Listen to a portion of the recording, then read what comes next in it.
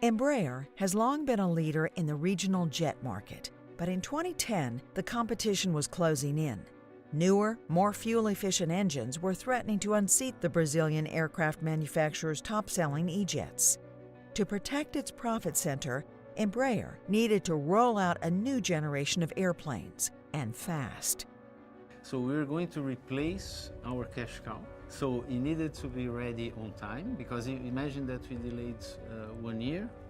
Nobody would want the previous generation, and for a year we would not have like 50% of our revenue. So it would be a huge impact. The $1.7 billion E2 plan called for 3 airplane models that would offer more than just fuel efficiency. By asking customers what they really wanted, Embraer identified more than 18,000 requirements that would define the new E2 jets. But above all, customers needed a product that would be as mature as their existing airplanes on day one. Meeting the schedule with a bad airplane has no value. So it's really meeting all the requirements. To move quickly without risking quality or cost overruns, the team focused on testing while taking an agile approach to problem solving.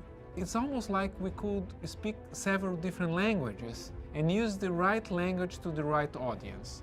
And that helped tackle and manage the project as we went.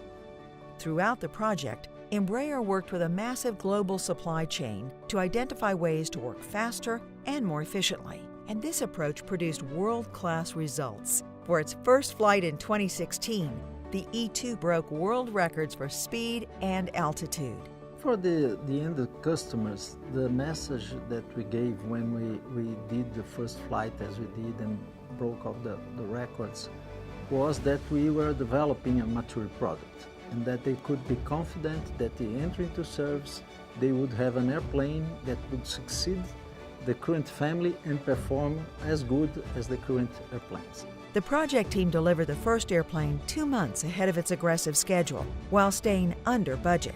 The E2 jet family has secured Embraer's leadership position in the market, bringing in more than 2/3 of the company's revenue. Plus, the project has opened the door to new partnerships across the aerospace sector. The bar, the reference bar now is in another level. So from my point of view, something that will really contribute for the future programs and for the overall aviation industry.